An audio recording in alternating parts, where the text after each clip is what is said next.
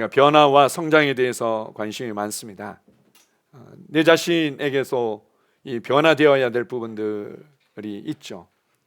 그런데 사실은 내 자신이 어떻게 변화되어지면 좀 좋아질 거다라는 것보다는 다른 사람들의 변화와 성장에 좀 더 이렇게 초점을 맞출 때가 많이 있습니다. 우리 남편이 변화되기만 하면, 우리 아내가 변화되기만 하면, 우리 애들이 변화되기만 하면 우리 가정은 더 좋아질 텐데, 내가 맞닥뜨리고 있는 삶의 현장에서 직원들이 이렇게 변화되어서 도와주기만 하면 우리 회사는 더 잘 될 텐데, 이렇게 항상 이 변화와 성장의 초점이 다른 사람이나 다른 상황에 맞춰진 경우들이 많이 있습니다. 그러나 진정한 이 변화와 성장은 우리 안으로부터 시작되는 겁니다. 우리 안으로부터 하나님은 행하시죠. 우리는 이 변화와 성장을 가끔씩 밖에 나타나는 어떤 행동이나 어떤 습관이 바뀌는 것으로만 이해할 때가 있습니다. 습관이 조금 바뀌면, 행동이 조금 바뀌면 이 사람이 변화된 것 같아요. 그러다가 이제 습관이나 행동이 조금 덜 바뀌어진 것 같으면은 이 사람은 안 되는 것 같아요. 이제 이렇게 우리가 생각할 때가 많이 있죠. 그러나 하나님께서는 우리 안으로부터 주님과 주님의 말씀으로 말미암은 영원한 변화, 변치 아니하는 견고한 변화들을 일으키기를 원하십니다. 우리가 이제 성령의 삶, 능력의 삶에 그 데이브 로버스 목사님의 그 예화가 나오고 있는데요.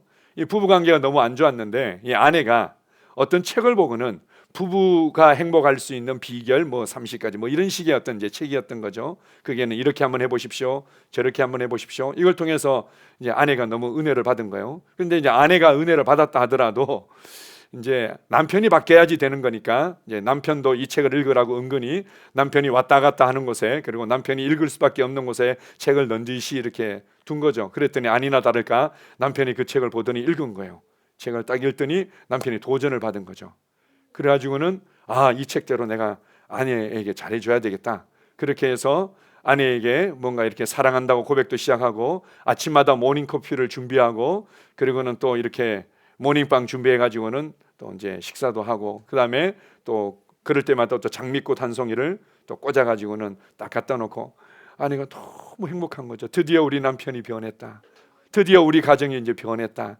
이렇게 해가지고는 이제 보름이 지나고 한 달이 지나고 한 2달이 지나고 나니까 이제 아내 쪽에 봤을 때는 이 뭔가 좀 이제 불편해지기 시작하는 거예요. 왜 맨날 장미꽃만 갖다 주는지 모르겠어.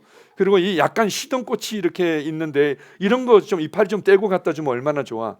그리고 아침에 이게 좀 더 적당하게 이게 빵을 구워주면 좋겠는데 빵이 왜 이게 조금 식어서 왔는지 모르겠다고. 자, 이렇게 하면서 이제 남편한테 퉁퉁거리기 시작한 거죠. 그랬더니 이제 남편이 그래 그러면 그렇지 이러면서 원래의 모습대로 돌아갔다는 이런 예화가 있습니다. 그러면서 이제 그 소제목의 제목이 뭔가 하면은 자기 의지를 숭배하는 것과 성령으로 말미암은 변화에 관해서 이렇게 이제 다루고 있습니다. 우리가 뭔가 도전받고 결단하고 그리고 내 행동이나 습관을 바꾸겠다고 노력하는 것은 좋은 것이지만 진정한 변화는 그렇게 일어나는 것이 아니라는 거죠. 이 재미있는 말씀이 하나 있는데요. 열왕기상 14장 26절에서 27절에 보면 이런 말씀이 있습니다. 같이 읽겠습니다. 애굽의 왕 시삭이 여호와의 성전의 보물과 왕궁의 보물을 모두 빼앗고 또 솔로몬이 만든 금 방패를 다 빼앗은지라 르호보암 왕이 그 대신 노수로 방패를 만들어 왕궁 문을 지키는 시위대 대장의 손에 맡기매. 솔로몬의 아들 르호보암 때에는 이제 정치를, 나라를 제대로 잘 경영하지 못했던 것 같습니다. 그래서 솔로몬 왕 때는 세상의 부가 다 몰려왔죠. 이 은은 보석으로 치지도 않았습니다. 길거리에 발에 채이는 돌멩이처럼 은은 취급을 했고 금이 얼마나 넘쳐났는지. 그래서 이 왕의 권위와 그리고 왕을 지키는 이제 경호대라고 할 수 있죠. 이 시위대의 어떤 그 위험을 보여주기 위해서 방패를 금으로 만들었습니다. 얼마나 무거웠겠습니까? 금으로 만들어 가지고는 딱 버티고 서 있으면 그냥 번쩍번쩍하고, 그리고는 우와 함부로 가까이 가기에는 어려울 것 같고, 이제 이렇게 해가지고는 그 권위를 이제 보여줬는데 이 국력이 약해지다 보니까 애굽의 왕 시삭이 쳐들어와 가지고는 다 빼앗아 가버린 겁니다. 그리고 금방패도 다 빼앗아 가버린 거죠. 그런데 르호보암이 봤을 때는 여전히 자신의 체면, 자신의 어떤 권위, 자신의 가지고 있는 어떤 이런 부분들을 보여주기 위해서 똑같이 만든 겁니다. 노수로 금과 똑같이 보이는 방패를 만든 거죠. 겉으로 봤을 때는 달라진 게 하나도 없습니다. 똑같이 번쩍거리고 똑같이 뭔가 가까이 가기에는 뭐 이제 이런 어떤 모습들을 보여주는데 내용과 질이 완전히 다른 거죠. 주님께서는 우리가 이렇게 겉에 드러나는 모습이 바뀌어지는 것, 그것보다는 안으로부터 밖으로 되어지기를 원하십니다. 그것이 진정한 변화고, 그렇게 할 때만이 진정한 하나님의 말씀의 영향력을, 하나님의 은혜의 영향력을 미칠 수 있기 때문입니다. 그래서 우리가 교회 생활과 그리고 우리가 훈련에 초점을 맞추는 방향이 명확합니다. 그것은 영에서부터 시작해서 삶의 현장에 진정한 열매가 나타나도록 돕는 것입니다. 하나님께서 일하시는 것도 마찬가지죠. 성령님을 통해서 우리 가운데 일하시는 것은 우리 영 안으로부터 시작하셔서 우리의 삶의 현장에 실제적인 성령의 열매가, 말씀의 열매가 나타나도록 행하고 계십니다. 구체적으로 우리 몇 가지를 한번 보겠습니다. 첫 번째, 우리 에베소서 1장 17절을 같이 읽습니다. 우리 주 예수 그리스도의 하나님 영광의 아버지께서 지혜와 계시의 영을 너희에게 주사 하나님을 알게 하시고. 사도 바울은 정말 강하고 의지가 있고, 그리고는 불의를 참지 못하고 옳다고 여기는 자신의 소신을 따라서 사람을 죽이는 것까지도 서슴지 않았던 강렬한 사람이었습니다. 그런데 그가 어떻게 은혜의 사람으로, 사랑의 사람으로, 영혼들을 위해서 눈물을 흘리며 끝까지 인내하는 사람으로 변화되어졌는가?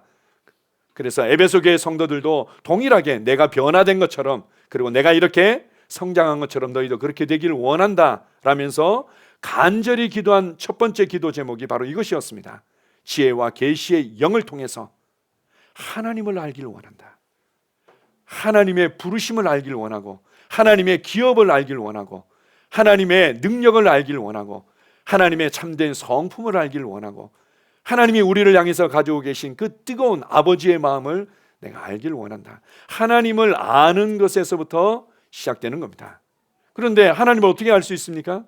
우리가 그래서 이제 책도 많이 읽고, 또 양육이라고 그래서 양육도 많이 또 하고, 또 설교도 이제 반복해서 듣고 이렇게 하지만, 그것들은 사실 우리에게 재료와 같은 겁니다. 좋은 재료들을 많이 가지는 것은 좋은 거죠. 좋은 재료로부터 좋은 음식이 나올 수 있기 때문에 파도 준비하고, 무도 준비하고, 고춧가루도 준비하고, 참기름도 준비하고, 좋은 마늘도 준비하고, 이렇게 준비하는 거죠. 그러나 진정한 요리와 요리를 통한 유익은 어떻게 얻습니까? 그것을 가지고 적절하게 또 가족의 입맛에 맞게 요리를 해서 맛있게 먹을 때만이 이루어지는 겁니다. 이것을 이루어지도록 하기 위해서 성령님을 보내주신 것입니다. 진정한 말씀에 대한 계시가 일어나도록 돕는 영이 바로 성령님이시죠. 우리가 계시하면 뭔가 없는 것들이 하늘로부터 하나님께 뭔가 이렇게 뚝 떨어져서 받게 되는 거, 하나님의 음성을 듣게 돼서 뭔가 깨우침이 일어난 거, 이렇게 이해할 수 있는데, 우리가 양육반 일과에서도 잘 설명해 두듯이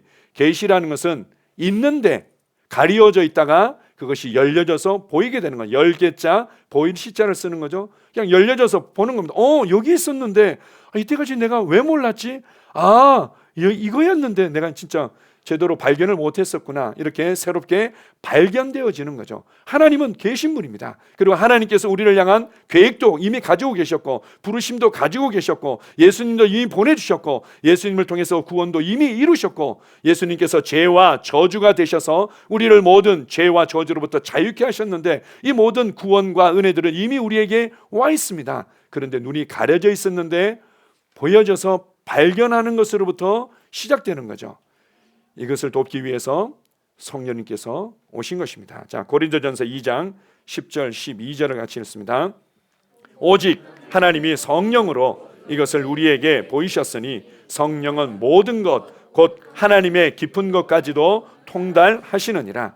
우리가 세상의 영을 받지 아니하고 오직 하나님으로부터 온 영을 받았으니 이는 우리로 하여금 하나님께서 우리에게 은혜로 주신 것들을 알게 하려 하심이라. 오직 이 하나님께 속한 것, 하나님과 그분께 속한 그분의 모든 일들은 성령님만이 제대로 가르쳐 줄 수 있다. 그래서 우리가 성령님을 통해서 우리 영 안에 이런 부분들이 열려질 때, 이것을 발견하게 될 때, 거기서부터 우리의 신앙생활이 제대로 전진할 수 있게 됩니다. 여기 보게 되면 성령님께서 오셔서 우리로 은혜로 주신 것들을 알도록 가르쳐 주신다, 이렇게 말합니다. 이미 예수 그리스도를 통해서 은혜의 문이 열려졌고 은혜의 보좌 앞에 담대히 나아갈 수 있는 새롭고 산 길이 열려졌는데, 근데 우리가 몰라. 내가 이미 구원받았고 이미 은혜를 받았고 이미 의롭게 되었고 이미 생명을 받았고 이미 이긴 자로 태어났고 이미 주님 앞에서 생명과 경건에 속한 모든 것을 받았다는 것을 모르니까 없는 자처럼 살아가고, 그리고는 도달하지 못한 자처럼 살아가고, 승리하지 못한 자처럼 살아가고, 여전히 내가 노력하고 뭔가 대가를 지불해야만 내가 하나님의 축복을 받을 수 있는 것처럼 살아가고 있는 거죠. 그래서 성령님께서 은혜로 주신 것들을 발견하도록 가르쳐 주시는 사역을 하고 있습니다. 자, 하나 더 봅시다. 에베소서 3장 18절 19절입니다. 그의 성령으로 말미암아 능히 모든 성도와 함께 지식에 넘치는 그리스도의 사랑을 알고 그 너비와 길이와 높이와 깊이가 어떠함을 깨달아 하나님의 모든 충만하신 것으로 너희에게 충만하게 하시기를 구하노라. 그의 성령으로 말미암아, 성령님께서 우리 가운데 가르쳐 주기를 원하시는 아주 중요한 또 하나의 내용이 있다면 그것은 무엇보다도 하나님의 사랑을 알기를 원하는 거죠. 하나님을 안다고 얘기할 때 하나님을 아는 부분에 여러 가지가 있지만 그 중에 아주 중요한 부분은 사랑을 아는 겁니다. 그 사랑의 높이와 그 사랑의 깊이와 그 사랑의 넓이와 그 사랑의 길이를 알기를 원하죠. 사람들이 왜 힘들어합니까? 사람들이 왜 갈급해합니까? 충분히 사랑받지 못하고 있다고 느끼기 때문에 그렇죠. 그래서 여전히 배고픈 어떤 심령, 배고픈 어떤 느낌으로 나는 이게 더 필요해요, 나는 위로가 더 필요해요, 나는 이런 어떤 지식과 정보가 더 필요해요, 나는 이러한 어떤 사람들과의 또 이렇게 관계가 필요해요. 항상 밖에 우리에게 주신 관계들과 이러한 것들은 다 축복이고 은혜고 좋은 것이지만 그것을 통해서만이 내가 뭔가 채워지는 것 같다. 이것은 하나님의 사랑의 깊이와 높이와 넓이와 길이를 모르기 때문에 그런 거죠. 그래서 성령님은 하나님의 사랑을 우리에게 가르쳐 주시는 분입니다. 그분이 우리를 어떻게 사랑하셨는지, 그분이 우리를 사랑하시되 정말 그 아들도 아끼지 아니하시고 모든 것을 내어주기를 기꺼이 선택하시고 기뻐하셨는데, 하나님의 사랑을 알 때 하나님의 모든 충만하신 것으로 너희에게 충만케 되기를 원한다. 하나님의 이 사랑은 하나님의 모든 충만함을 누리는 것과 연결되어 있는 겁니다. 우리는 내가 좀 더 기도하면은 더 많은 것들을 누릴 텐데, 내가 좀 더 방언으로 기도하면은, 내가 좀 더 노력하면은 뭔가 누리게 될 텐데 라는 생각들을 가지고 있습니다. 기도를 많이 하는 것도 귀한 것이고, 방언으로 많이 하고 성경도 많이 읽고 주님 앞에서 뭔가 그 은혜를 취하기 위해서 나름대로 경건의 훈련들을 하고 노력하는 것은 귀한 것입니다. 그러나 성경은 무엇보다도 하나님의 사랑을 알 때 모든 충만하신 것으로 충만케 된다, 이렇게 말합니다. 하나님의 사랑을 알 때 내가 여전히 배고픈 자처럼, 여전히 부족한 자처럼, 여전히 나는 혼자 버려진 자처럼 살아가지 않을 것입니다. 삶이 그러면 구차해지지 않습니까? 성령님께서 우리 영 안으로부터 그래서 가르쳐 주시는 거죠. 어떻게 이 가르침이 일어날 수 있습니까? 먼저는 말씀을 읽을 때마다 성령님을 인식하고 성령님께 도움을 구할 때, 성령님 도와주세요, 성령님 내가 이것을 향한 하나님의 뜻을 알기를 원합니다. 이 말씀을 통해서 성령님께서 하나님을 드러내시고 하나님의 은혜와 사랑을 가르쳐 주시기를 원합니다. 예수 그리스도를 통한 이 구원의 풍성한 은혜를 더욱더 알기를 원합니다. 이렇게 기도하면서 성경을 읽을 때 우리는 우리 안으로부터 계시가 일어나죠. 그리고 또한 계시가 일어나도록 돕는 아주 중요한 통로이자 도구를 우리에게 주셨습니다. 그게 뭔가 하면 14장 고린도전서 14장 2절 18절입니다. 자, 같이 읽습니다. 방언을 말하는 자는 사람에게 하지 아니하고 하나님께 하나니 이는 알아듣는 자가 없고 영으로 비밀을 말함이라. 내가 너희 모든 사람보다 방언을 더 말함으로 하나님께 감사하노라.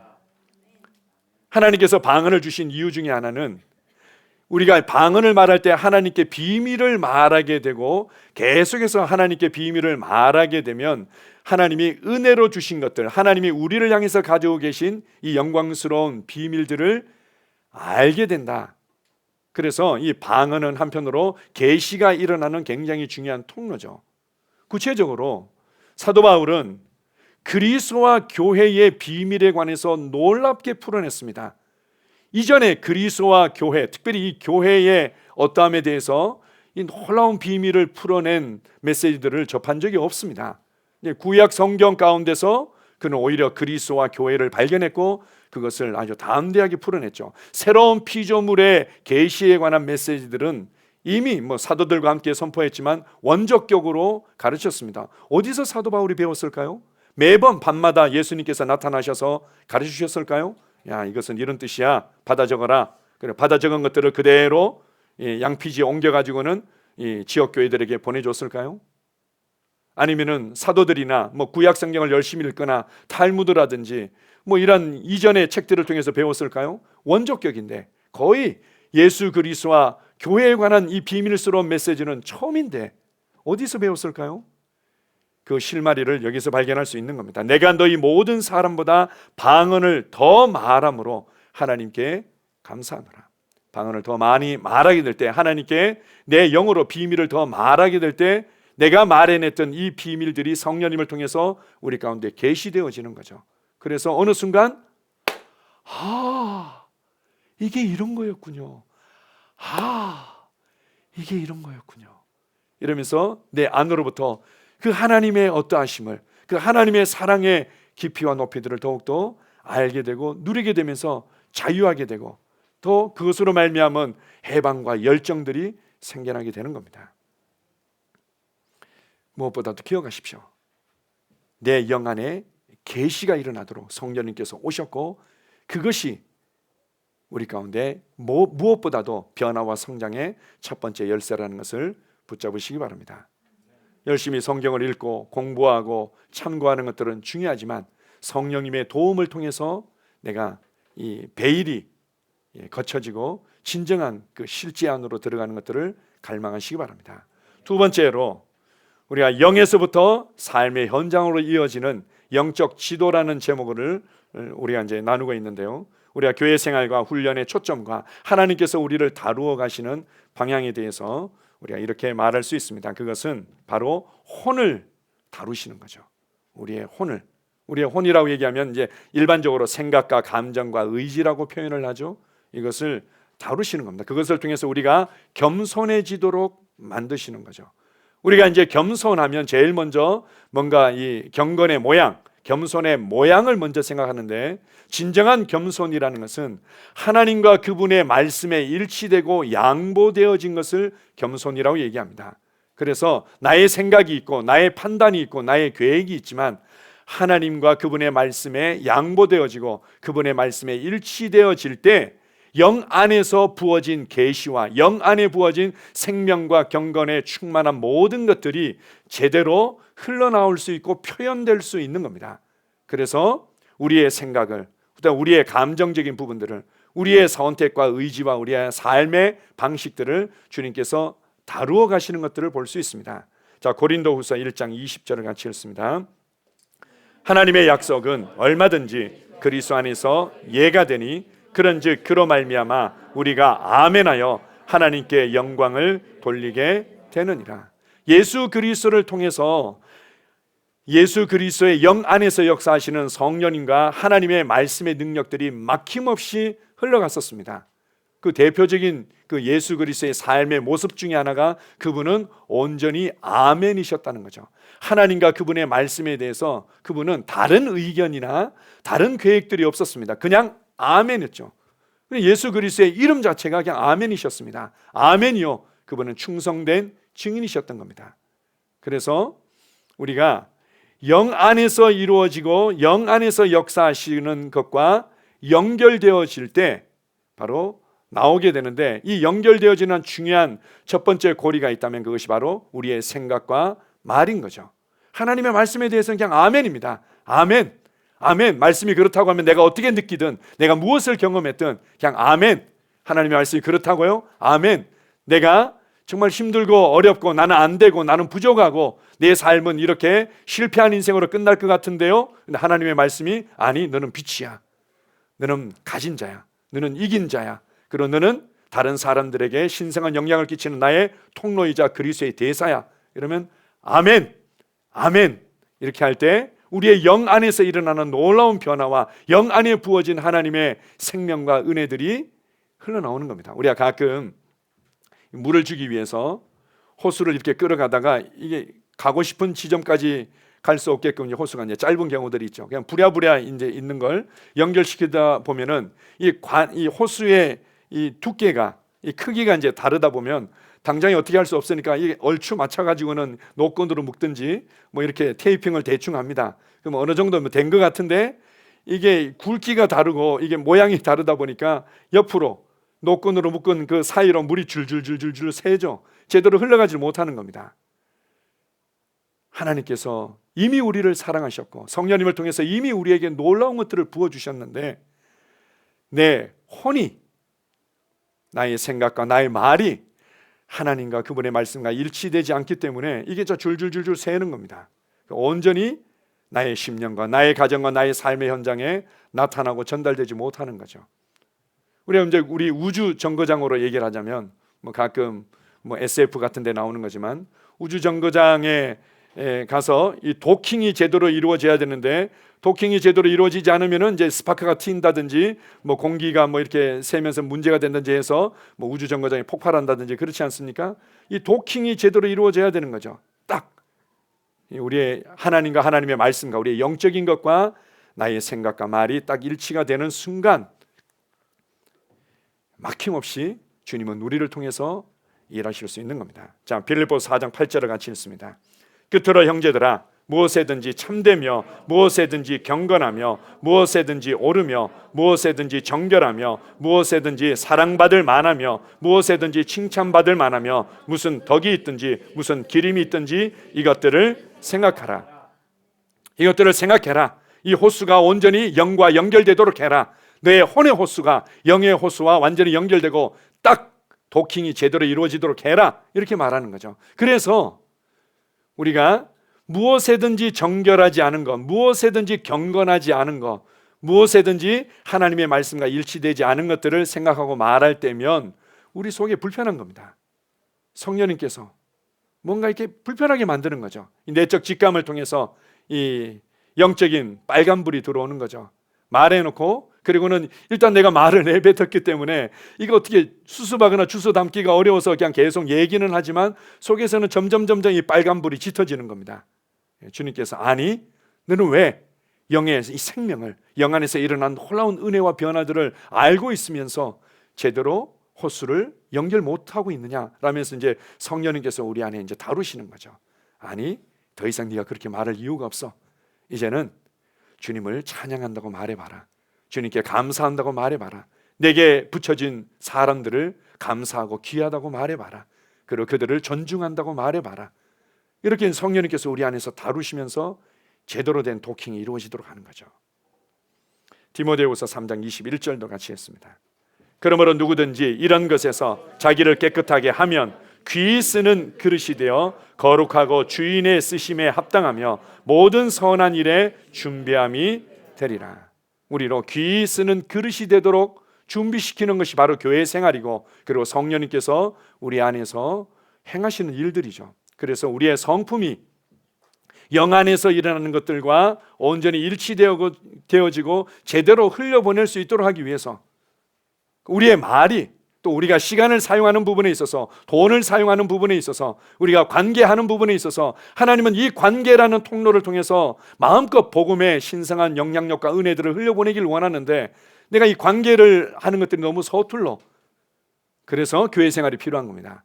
교회 생활을 통해 가지고는 관계 때문에 어려워하는 사람들이 있죠.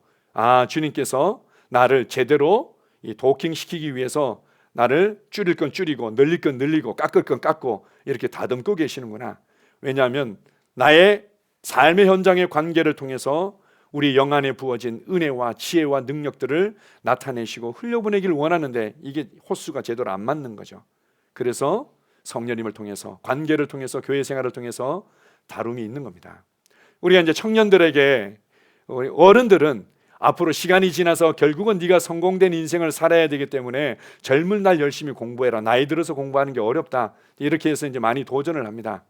그런 측면들이 있지만 더 중요한 측면들이 있는데, 젊은 날에 우리가 더욱더 공부를 많이 하고 할 수 있다면 책을 많이 읽고 이렇게 할 필요가 있는 이유는 무엇인가 하면, 영 안에서 부어진 이 하나님에 대한 계시, 생명에 대한 계시, 은혜에 대한 계시, 예수 그리스도의 죽음과 부활의 능력에 대한 계시, 이 통치에 대한 계시를 제대로 설명하고 풀어내기에는 너무 제한적인 거죠. 내가 읽은 책도 별로 없고, 그리고 내가 공부한 것도 별로 없고, 그래서 내가 설명할 수 있는 논리력이라든지 내가 사용할 수 있는 이 단어라든지 이런 것들이 너무 제한적인 거예요. 너무 제한적이다 보니까 내 영 안에서는 이 하나님의 사랑이 너무 폭발적으로 있는데 이걸 어떻게 표현하거나 설명할 수 없는 거예요. 그냥 그게 있잖아. 너도 기도해봐. 뭐 이런 식의밖에 표현을 못 하는 거죠.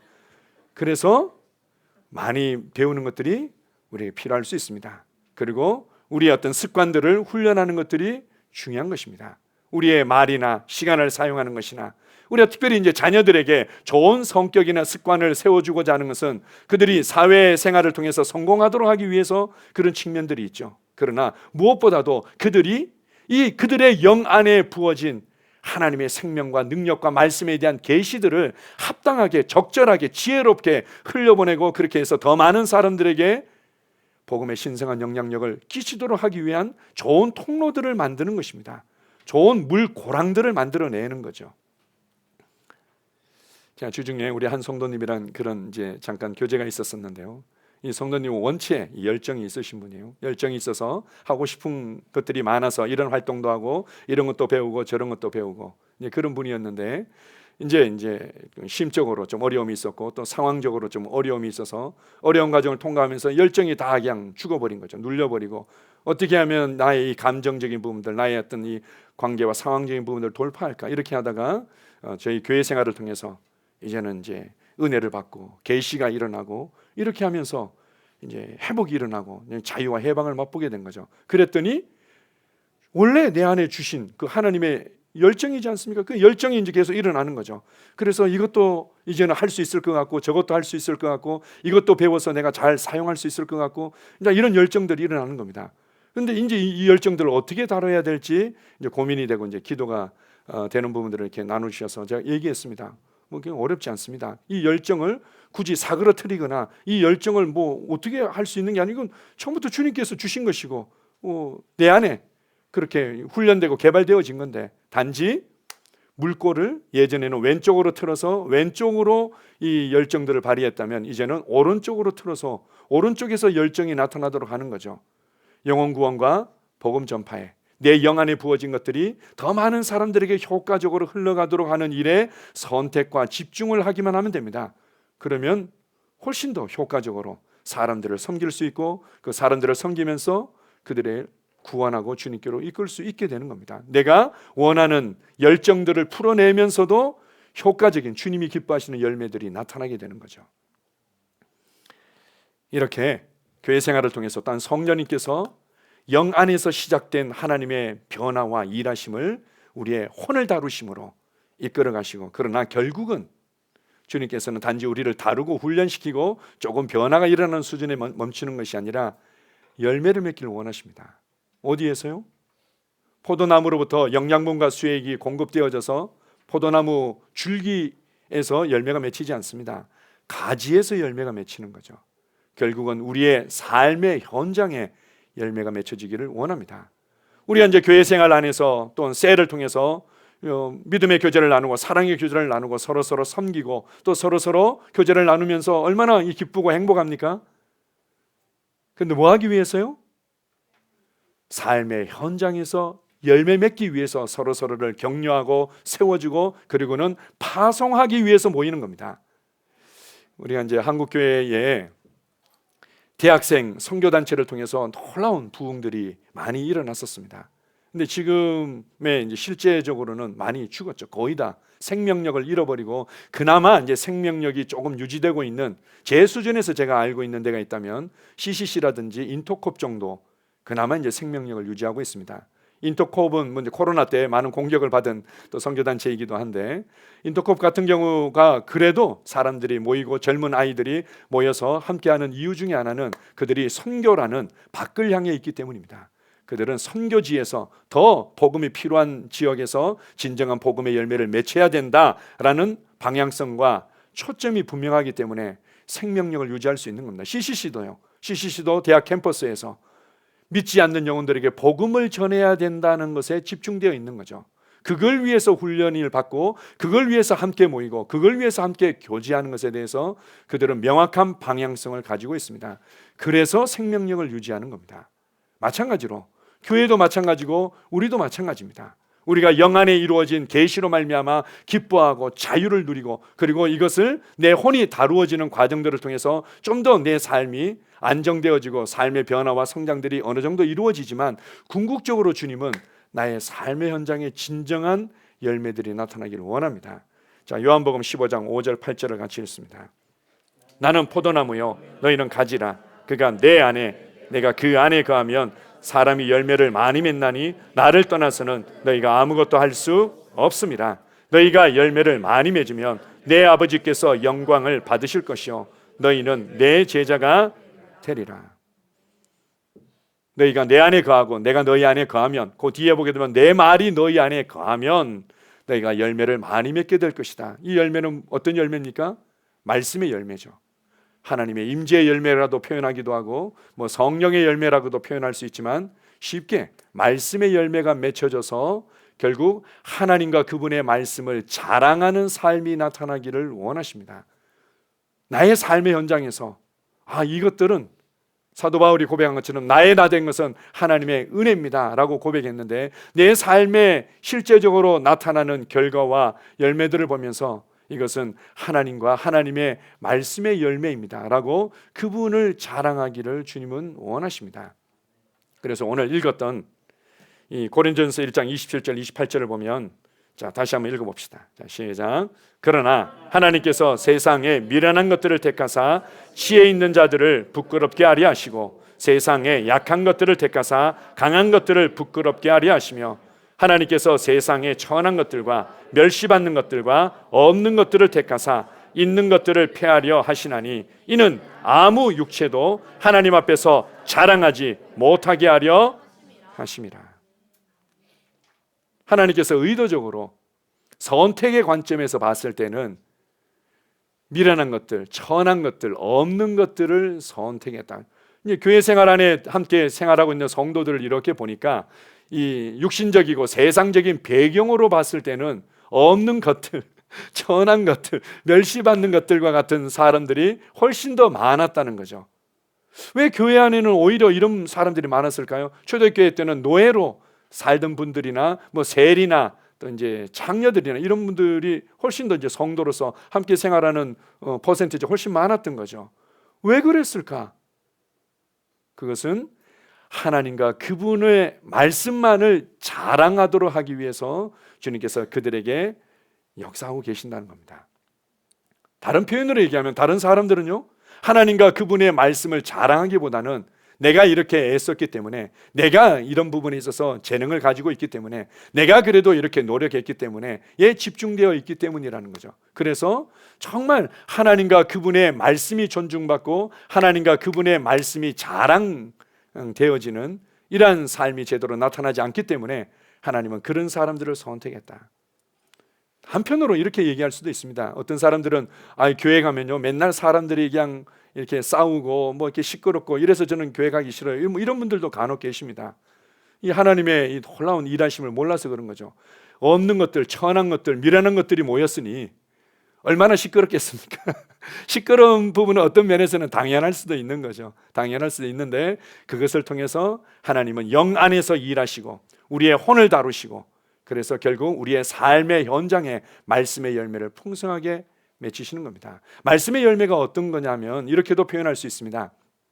제가 주중에 우리 한 청년이랑 이제 그런 얘기를 잠깐 나눴는데요, 자기가 이전에 비해서 뭔가 성장하고 많은 변화가 있는 것 같대요. 그래? 구체적으로 어떤 변화가 있는데? 이렇게 물어봤더니, 자기가 이제는 이제 말을 하면 우리 함께 이제 도움을 주는 이 청년들이 아주 집중하고 그에 대해서 도움을 받고 그런 그것을 이제 받아 적으면서 이제 적용하고자 하고 이런 어떤 모습들이 예전에 비해서 더 많이 나타나고 있다는 거죠. 그래, 그게 진정한 열매야. 말씀으로 말미암은 열매지. 신앙 가운데서 가장 큰 능력이 있다면, 가장 위대한 능력이 있다면 말한 대로, 선포한 대로 되어지는 능력이죠. 자, 그래서 이제 이렇게 물어봤습니다. 구약 성경에 나타난 선지자들 중에 어떤 사람이 가장 능력 있는 것 같아? 네, 이렇게 물어봤더니 제가 물어볼 때는 뻔한 대답은 아닐 것 같으니까 고민을 하더라고요. 그래서 뭐 우리가 이런 관점 저런 관점에서 뭐 다른 선지자들을 꼽을 수 있겠죠. 엘리야를 꼽을 수도 있고 모세를 꼽을 수도 있는데, 그러나 가장 능력 있는 선지자 한 사람을 꽂으라고 그러면 요나를 꽂을 수 있다고. 요나요? 사람들이 요나 때문에 뭐 이래가지고는 뭐 요나에 관해서도 많이 이렇게 설명하기도 하는데, 아니 그렇게 하나님께 불순종해서 도망가다가 뭐 바닷속에 빠뜨려져 가지고는 우리가 고래라고 추정되어지는 물고기 뱃속에서 사흘을 있다가 나와가지고는 그것도 니느웨 사람들은 심판받아 마땅한데 웬 구원을 선포하라고 그러시나 하지만 할 수 없이 이게 구원을 선포해가지고는 멸망하나 안 하나라고 지켜보고 있었던 그 요나가 무슨 대단한 선지자라고 할 수 있습니까? 왜 대단한 선지자라고 할 수 있냐면은 그는 하나님께서 너희를 심판하신다, 회개하지 않으면은 니느웨에 심판이 임한다라고는 그냥 쭉 이제 성을 이렇게 가로질러 가지고는 쭉 말하면서 지나갔습니다. 그런데 이 말이 얼마나 강력하게 능력이 있었는지 니느웨 성에 있었던 그 수많은 사람들이 다 옷을 찢고 회개하고 짐승들마저도 금식하면서 회개하고 주님께로 돌아오게 됩니다. 그게 진정한 말씀의 능력이고 말씀의 열매인 거죠. 여러분의 삶의 현장에서 여러분이 하나님의 말씀을 말해낼 때 변화가 있게 되고, 하나님의 말씀을 자랑할 때 그곳에 말씀의 신실한 능력들이 나타나게 됩니다. 이것이 주님께서 우리의 삶에 맺히고자 하는 진정한 열매, 말씀의 열매인 거죠. 그것을 갈망하십시오. 저도 너무나 갈망합니다. 사무엘 같은 경우는 이것을 이렇게 표현합니다. 그가 한 모든 말들이 땅에 떨어지지 않았다, 이렇게 얘기합니다. 가끔씩 제 자신을 볼 때마다 부끄러울 때가 있습니다. 내가 했던 말들이 땅에 떨어져 있어. 이제 이 땅에 이게 성취되어져서 이게 실제로 삶으로 나타나고 열매로 나타나야 되는데 제가 했던 말들이 땅에 떨어져 있는 거죠. 아, 주님, 제가 또 좀 더 영 안에서 일어나는 것들과 온전히 일치되어지고 나의 성품이, 나의 어떤 관계와 나의 사용하는 이 모든 것들이, 나의 어떤 이 생각과 논리들이 다 일치되어져서 말씀이 막힘없이 흘러가서 말씀의 열매가 나타나기를 원합니다. 이런 갈망들이 있는 거죠. 자, 우리 마지막으로 교회의 열매도 마찬가지입니다. 보십시오. 우리가 말씀을 많이 배우고 말씀을 많이 읽고 말씀을 많이 듣고 집중합니다. 그렇게 해서 성령님께서 계시가 일어나도록, 성령님께서 내 안에서 말씀의 이해와 능력을 풀어내도록 열어드리는 거죠. 그리고 그것이 내 심령과 나의 가정과 나의 삶에 막힘없이 흘러가도록 나의 생각과 감정과 의지와 나의 혼을 다루는 일에 우리가 함께 믿음으로 반응합니다. 그 다음에 열매가 맺히는 거. 결국 우리 열매를 원하는 거죠. 교회 생활도 마찬가지입니다. 결국 열심히 훈련하는 것 자체가 목적이 아니죠. 열심히 배우는 것 자체가 목적이 아니죠. 열매가 맺히는 건데, 우리가 궁극 얻고자 하는 제자로 교회의 열매가 있다면 그건 바로 많은 영적인 부모들이 일어나는 겁니다. 다른 사람들도 말씀의 열매가 맺히도록 기도하고 멘토링하고 섬기고 때로는 울면서 그를 품고 그 일을 하는 거죠. 영적인 열매가 진정한 죄의 열매고, 그리고 우리가 추구하는 방향인 거죠. 다음 세대들의 열매가 제대로 맺힐 때만이 교회가 좋은 열매를 맺혔다고 할 수 있고, 하나님은 이러한 열매가 많을 때 영광을 받으신다, 이렇게 말합니다. 우리가 뭔가 겸손한 모양으로 찌그러져서 그래도 나는 하나님을 찬양할 거예요, 힘들고 어려운 상황에서도 주님을 찬양하는 건 귀한 거지만 주님은 이렇게 말합니다. 너희가 열매를 많이 맺을 때 하나님이 영광을 받는다. 네가 찌그러져서 그래도 저는 하나님께 감사해요. 뭐 그것도 주님이 감사하시죠. 그럼 그것도 주님 영광을 받으실 수 있겠지만, 성경은 너희가 열매를 많이 맺을 때, 그래서 우리가 셀이 배가 번식되어지는 열매들이 많을 때, 교회들이 배가 번식되어지는 열매들이 많을 때 주님이 기뻐하시는 겁니다. 우리는 결국 영 안에서부터 시작해서 말씀을 여러분의 심령 가운데 심고 계시가 일어나는 것으로부터 시작해서 그리고 여러분의 성품과 관계와 삶을 다루는 것부터 통과해서 결국은 더 많은 셀들이 세워지고 더 많은 교회가 개척되어지는 열매를 향해서 우리는 전진하고 있습니다. 감사한 것은 우리 며칠 전에 대전의 모임 장소를 계약을 하게 됐습니다.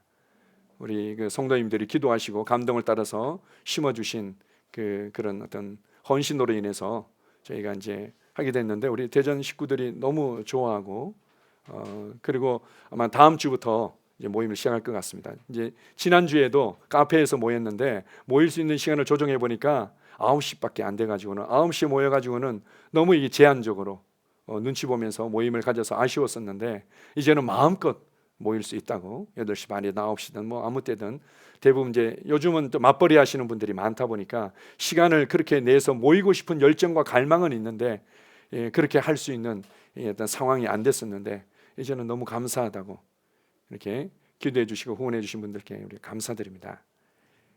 저희의 방향이고 갈망이죠.